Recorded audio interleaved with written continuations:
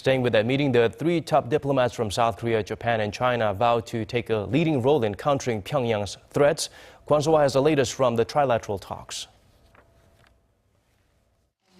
North Korea's test of a missile launched from a submarine was conducted on the same day South Korea's Foreign Minister Byung-se and his Japanese and Chinese counterparts Fumio, Kishida, and Wang met for foreign ministers' talks in Tokyo on Wednesday, demonstrating a need for strong trilateral cooperation.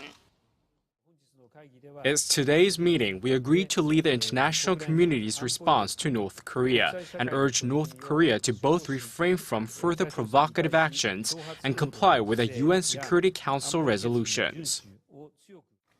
South Korea's top diplomat said that North Korea's nuclear threat is a more serious issue than ever, necessitating increased cooperation on the bi- and trilateral fronts.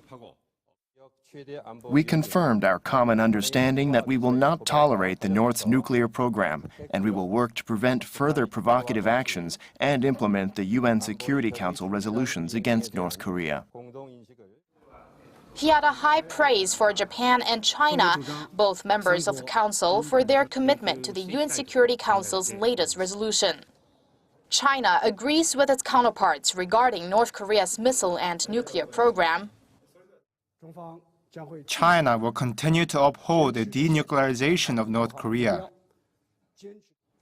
But while South Korea and Japan are currently moving to keep up the pressure on the North, China will continue to uphold the use of dialogue and consultations to resolve the issue. and that's not the only difference.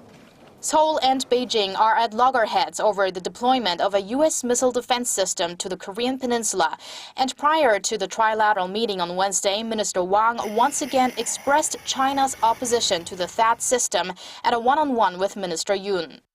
According to Seoul's foreign ministry, the two agreed to keep in touch on the issue, with Minister Yoon saying that a single issue should not be the thing that hampers their bilateral relationship.